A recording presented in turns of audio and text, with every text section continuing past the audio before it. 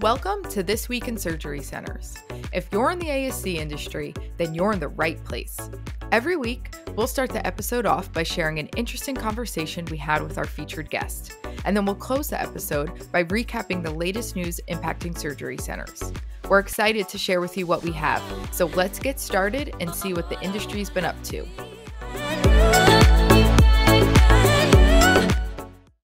Hi, everyone. Here's what you can expect on today's episode. If you're considering a hospital physician ASC joint venture or just curious about learning more about what that relationship could look like, then this episode is for you. Joan Dentler is the founder of Avanza Healthcare Strategies, and she's sharing why hospitals are taking an increased interest in ASCs, the challenges both parties might face, and how to achieve both short and long-term success. In our news recap, we'll cover the ASC landscape through numbers, states that are capping travel nursing rates, 7 staff retention tips, and of course, end the news segment with a positive story about a cancer pill that was approved in England and Wales. Hope everyone enjoys the episode, and here's what's going on this week in surgery centers. Joan, welcome to the show. Thank you. Happy to be here. Joan, can you give us a quick overview of your background in the ASC industry? Sure. Well, I kind of got into ASCs by being hired by a hospital to sort of be a utility player for them. And they were putting together a hospital physician joint venture at ASC. And this was back in 1996. And so it was a little bit of a baptism of fire. Since then, I've worked for private consulting firms. I did a little stint with an ASC management company. And in 2007, along with a partner, formed a company that was then called ASC Strategies, later rebranded as Avanza. And with our goal being that we were going to be a boutique consulting firm focusing primarily on hospitals that wanted to get into the ASC space or large physician groups that hadn't already built ASCs. And our model was really to work with them, not as a management company, but more as a fee-for-service advisor and work with them through the whole process of either building an ASC or if they already had an ASC, working with them on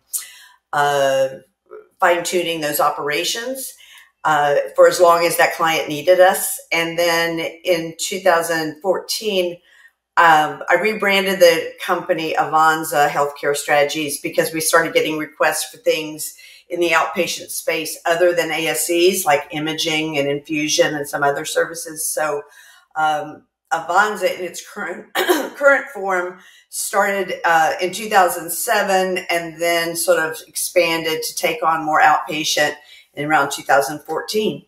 So I've been in the ASC space ever since the late 90s.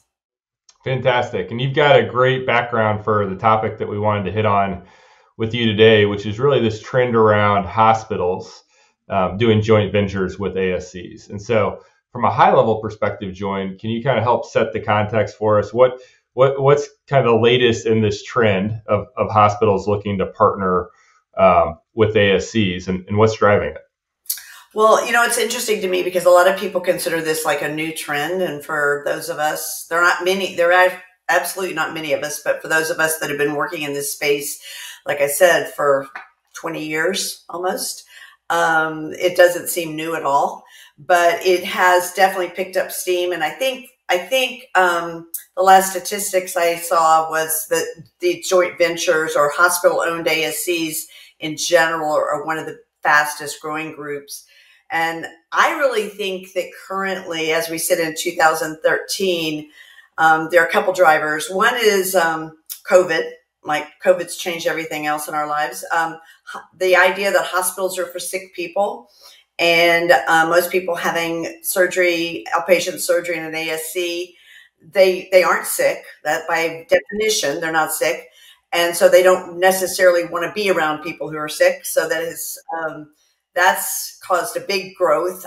Physician employment, a lot of physicians that have been employed by hospitals, either already owned an ASC or getting an ASC for them to operate in was a condition of their employment. And then just the whole idea of improved technology, improved anesthesia services, things like that have really pushed a lot of cases from inpatient to outpatient. I definitely think that the payers have had a huge influence with value-based contracting, and as have consumers who are having to pay more in high deductible plans or HSAs for their outpatient surgery. So I think all of those factors coming together, this time is really a big time for hospitals to get into this space. And we're seeing it. Our phone is really ringing for help in this area. Yeah, and so that makes sense. There's kind of a long list of factors that you mentioned kind of driving this acceleration. From the hospital perspective, Joan, I'm curious, has this been controversial? Because there's lots of reasons, as you mentioned, to do it, but at the same time, moving procedures to an ASC from a hospital perspective could be viewed as cannibalizing revenue. And so has this been controversial to certain folks within a hospital setting? It's interesting. It really does depend who you speak to. The CFOs are not terribly excited about this, because in general, what it's doing is taking any outpatient procedure and cutting their reimbursement in half. And then if the surgery center is joint ventured with some physicians, it's cutting it again. And so if you look at it strictly as a money play, it doesn't make a whole lot of sense if you're very short-sighted. I'll tell you, the hospitals that didn't do this or haven't done this are really seeing the damage that all that outpatient surgery leaving the hospital. The people say it all the time, 50% of something is better than 0% of everything. So I'd say that the finance people usually are the hardest people for us to bring around. But once you sort of lay it out for them and they see what's happening, it makes sense. The strategy people and the payer contracting people are so excited that we are moving in this, that their organization is considering this. So I think it sort of breaks down around those lines between sort of strategy, payers, and then finance not quite understanding the motivation behind this, if you look at it strictly from a reimbursement standpoint.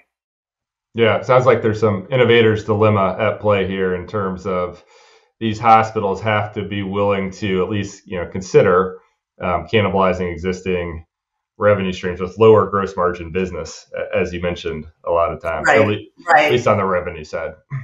Right. But I wanted to say on that topic, I have had people who weren't supportive, mainly CFO types, who were not supportive, who later come back and tell me it was the smartest decision they ever made, because if they are fortunate enough to be able to backfill and really put in the cases that are now very appropriate for hospitals, they're making more margin off of those cases than they made off their easy, healthy outpatient cases. So again, those people really then see an overall uptick in reimbursement and revenue. Great. And that kind of hits on my next question for you, which is you've been kind of participating and observing in these joint ventures for a while. What have you seen as the critical success factors, right? Both from a hospital perspective and an ASC perspective to making these partnerships work? One of the first ones that we always tell people is really having a aligned vision for success. Really asking both the physicians that want to be involved and the hospital leadership, what would success in this look like for you? Making sure that everybody is aligned on what we're focusing on. If a group of physicians want a huge, return on their investment, but the hospital is looking for a larger facility to maybe offload more cases, sometimes those things can be counter forces. So making sure that everybody's sort of looking at having the same measurements for success. Mutual trust and respect these first two are sort of, they're not concrete. They're very sort of soft, but people have to really talk through this, because when we have clients that are looking, the hospital or the doctors call us after a meeting and say, well, what I really wanted to say was, or whatever, we sort of really, really caution them and say, this is going to be your business partner. You're entering into something very akin to a marriage. If you can't talk straight to each other, right in front of each other, this could maybe not be the right partnership. So those two things are very important. Mutual risk tolerance when it comes to debt, because they're going to have to agree on things like that. And sometimes we see that as being a big divide between, and all over the place. It's interesting. Some hospitals want to, you put a lot of cash in these deals. Some doctors, want to leverage them as high as they can, or vice versa even. So making sure that there's some agreement in that. I think, again, the one thing I just said, but I just want to reiterate, is that constant, transparent communication. If you're not seeing that, it really won't work. And I've seen partnerships, not that many, but a few that were not, we could feel it as we were going into this, that there were going to be issues, and either they were never able to actually ink a deal, or they did, and it was just not a successful surgery center. Got it. Okay. And in terms of hospitals that decide, hey, we want more of an ASC strategy and footprint, how do you see them going about that? Is it more acquisitions of already established ASCs? Is it building their own, or have you seen kind of a healthy mix of both of those strategies? Pretty much a healthy mix. What we're seeing is a lot of hospitals got involved in ASCs because, let's say in the last 5 years, if they hadn't done it before, maybe they were really, really not wanting to take that leap. But when they maybe acquired a large physician group as part of that acquisition, the physicians also wanted their ASC purchased, because that's usually a higher multiple than the practice. And so now all of a sudden the hospital is owning an ASC that it hadn't planned to own. We're seeing that a lot more now, or maybe a hospital owns 5 or 6 ASCs that it wasn't planning to own, and there's no strategic reason where they're located, things like that. So they really have kind of been drug into this space. And then we also are seeing, sort of on the flip side of that, a lot of hospitals that understand the move towards ambulatory care and outpatient services in general, and they're building what they typically are calling ambulatory care centers or medical malls in a new market or in a more suburban area from the main hospital. And they want an ASC to be the anchor tenant of that building, because it one, reimburses probably the best of all the outpatient services, and it also can draw a lot of people to that space. So, and those are what we're seeing. A lot of the de novos that we're doing now with hospitals and physicians are not just sitting out in a field somewhere, but they're really part of a bigger ambulatory outpatient strategy.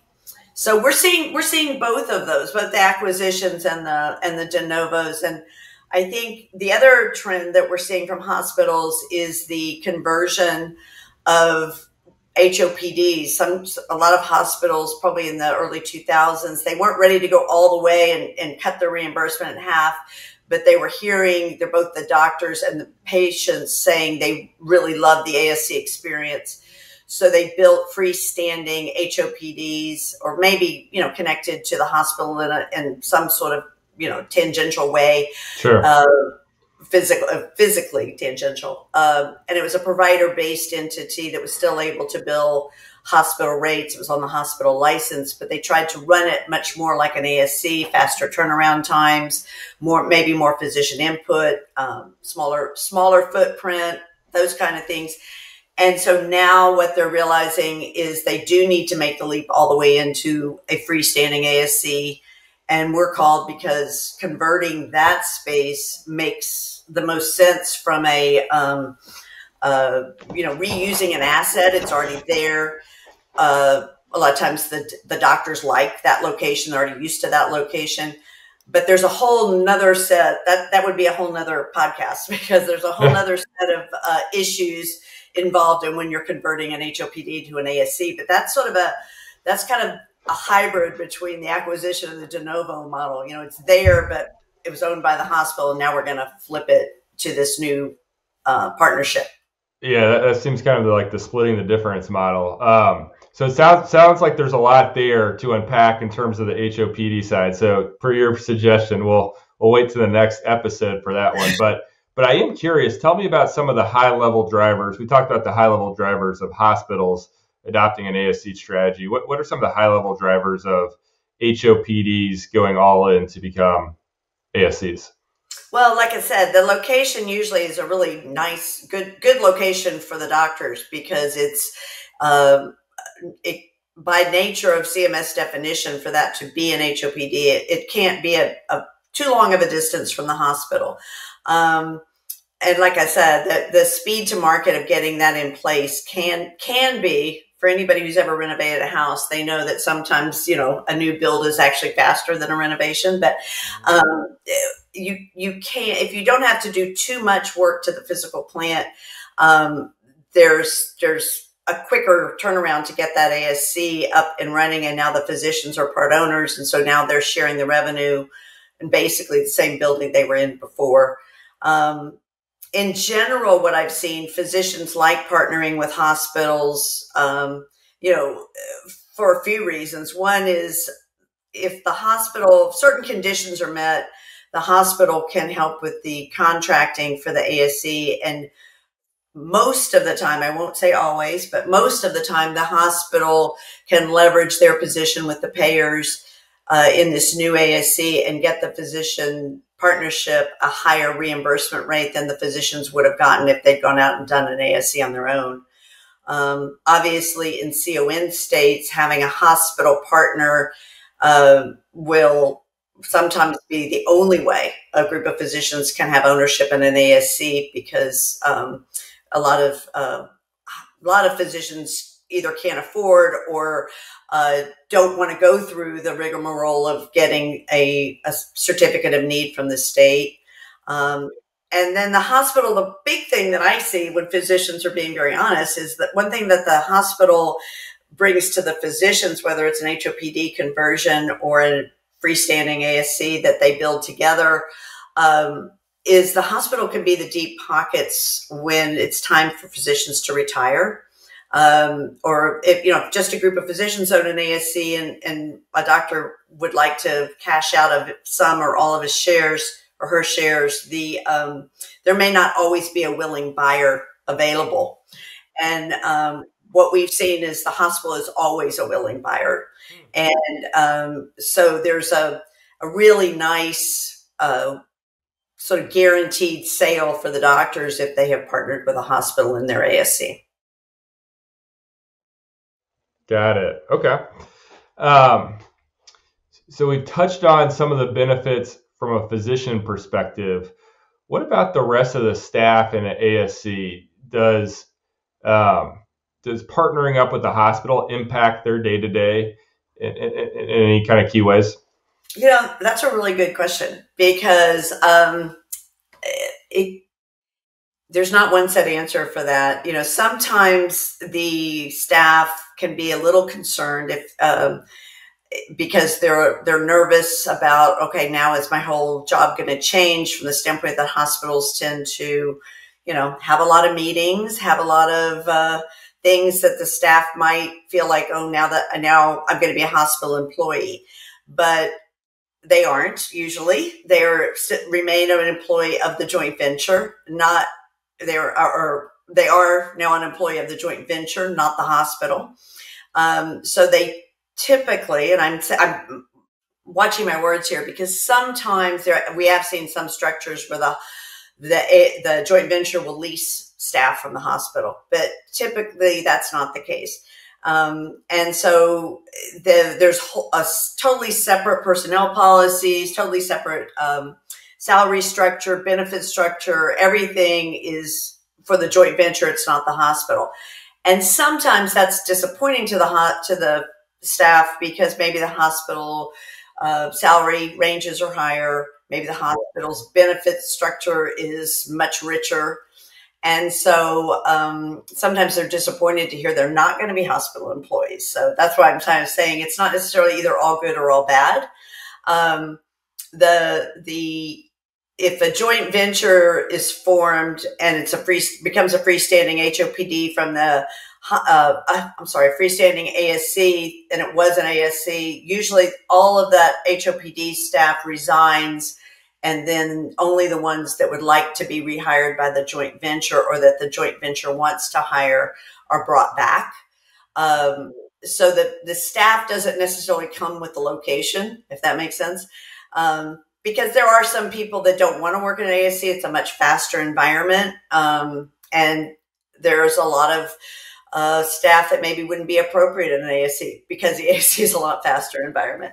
Much quicker turnarounds and much quicker discharges and things like that. So there's not a cookie cutter approach to this. That's one reason. That's the thing that keeps it interesting from our standpoint, is that however you do a joint venture, there's certain things that are pretty the same all over the country and regardless of what the deal is, but there's so many factors that are up for grabs depending on the personality of the two partners.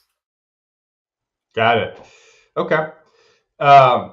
And we've talked about hospital and ASC partnerships and joint ventures. Tell me a little bit, Joan, about physician offices and physician groups.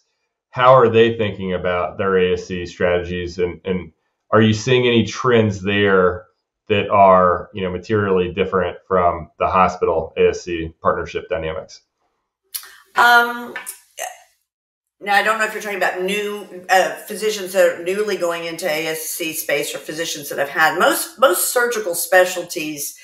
If they're a large group, have probably either as a practice or the individual doctors have had some investment in an ASC.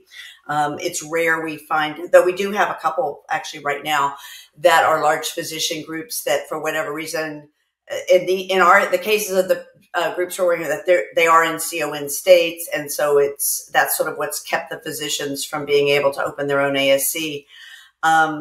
What we're seeing with the physicians that own ASCs, that issue that I just talked about, where the hospital can buy, can provide a liquidity event for some of the maybe more senior partners.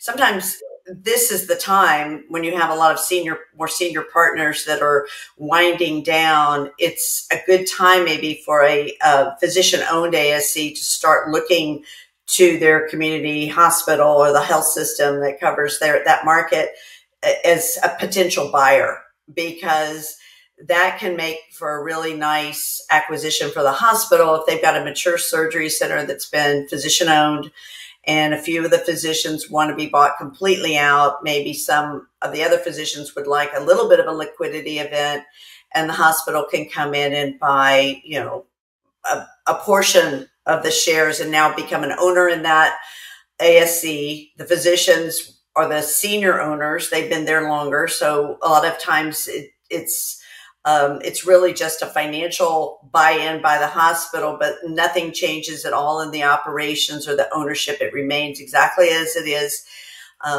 And those have been very successful in our experience, ways for hospitals to enter in, especially if the hospital is very clear not to want to go in there and start changing things. Even if it becomes, let's say, the majority owner, which we've seen happen, where the hospital will come in and buy the majority of shares from the physician partners. We always caution the hospital to remember, it's been operating great before you got there.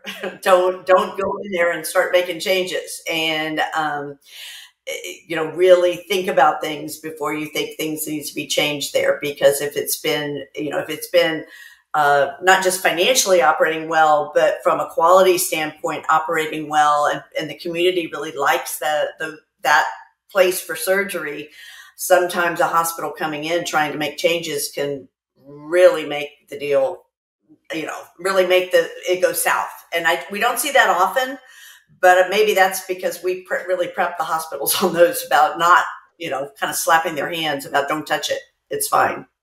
Yeah, it seems like you've got some, probably lessons learned and case studies on what Exactly. not to do after acquisition. So that is Exactly. super interesting. Okay, great. Well, Jen, one final question for you here. We do this every week with our guests. What's one thing our listeners can do this week to improve their surgery centers?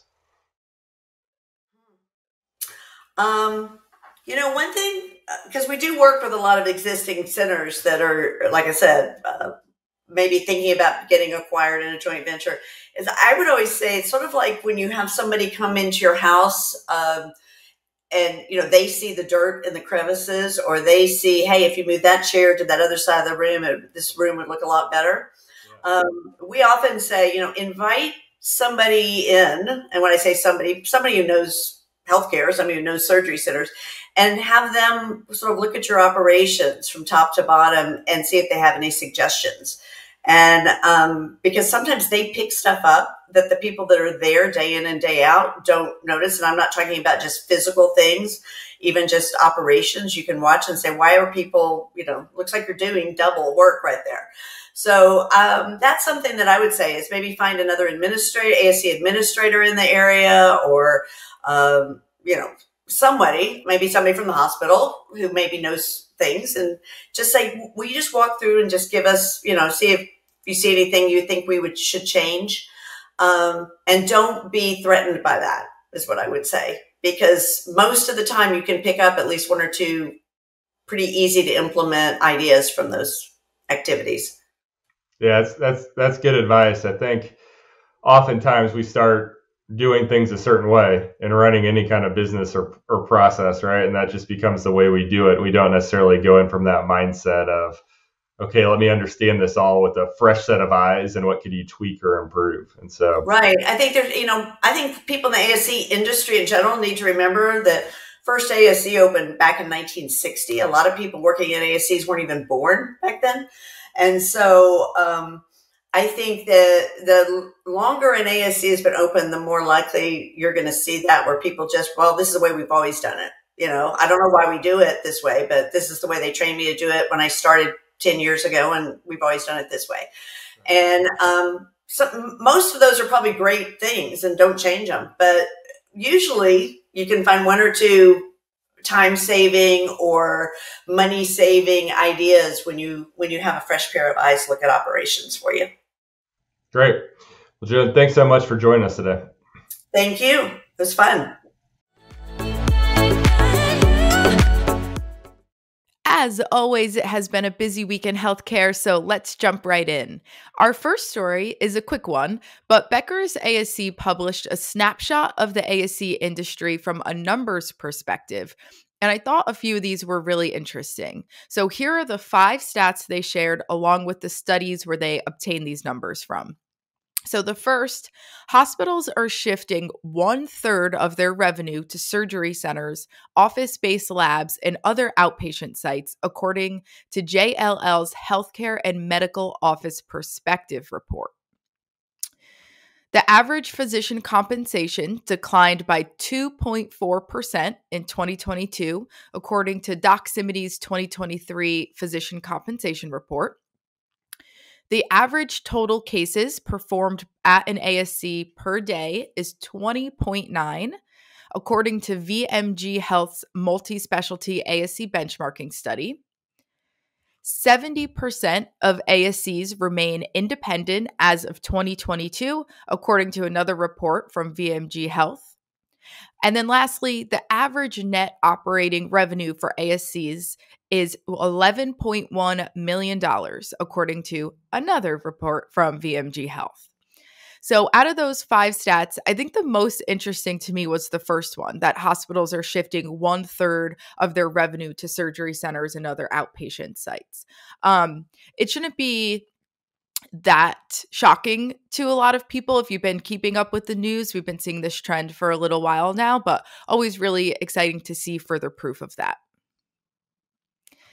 The state of Missouri is the latest to introduce legislation aimed at limiting the rates of travel nursing companies. Now, this article comes from OR Manager, and this legislation, known as the Missouri Healthcare Contract Provisions Act, would prohibit healthcare facilities from entering into contracts with staffing agencies that charge more than 20% above the standard rate for nurses.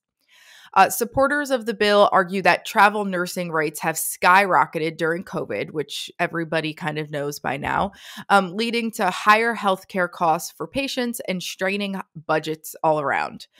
They also claim that some staffing agencies engage in price gouging and take advantage of the demand for nurses in areas experiencing nursing shortages, which is certainly true. Opponents of the bill, however, argue that it would limit the ability for hospitals and other healthcare facilities to recruit and retain qualified nurses, especially in rural areas where nursing shortages are particularly bad. And lastly, they also claim that staffing agencies are necessary to fill critical gaps in nursing staff, especially during emergencies such as the pandemic. But the Missouri legislation is not alone. There are similar efforts in other states, including California, where a law was passed last year capping travel nursing rates at 60% above the standard rate. And other states, including New Jersey and Massachusetts, are considering similar measures. So I certainly don't know the perfect answer here, but I do feel like legislation like this would be a win for surgery centers. Most ASC budgets cannot compete with the incredibly high hourly wages that travel nurses are receiving and would be expected if they were to settle down in some place. And surgery centers are losing staff because of how enticing these wages are for travel nurses. So, as always, this bill brings pros and cons with it, and we will keep a close eye on it. But those 4 states to recap are Missouri, California, New Jersey, and Massachusetts that are all making strides here. Our third story is from the news desk of Outpatient Surgery magazine, and it is all about strategies and tips for staff retention. Now, I'm always on the lookout for good, meaningful staffing solutions and ideas because I know so many people are struggling with this right now. And as we know, there is no perfect solution. This needs to be a long-term strategy for the healthcare industry as a whole to get ahead of this and fix it. But I do promise you that none of these tips have anything to do with food or pizza parties. So here we go. Here are 7 staff retention ideas. The first is correcting your salary scale. So long-term staff can become resentful of new hires who are receiving bonuses and even higher salaries than they are. So change your pay scale to be based on number of years as a nurse, as just one idea. And also, if you are bringing somebody brand new on, take a look at the staff that have been there the longest and make sure that everybody is being fairly compensated to the best of your ability. The second tip is to try going per diem instead of salaried.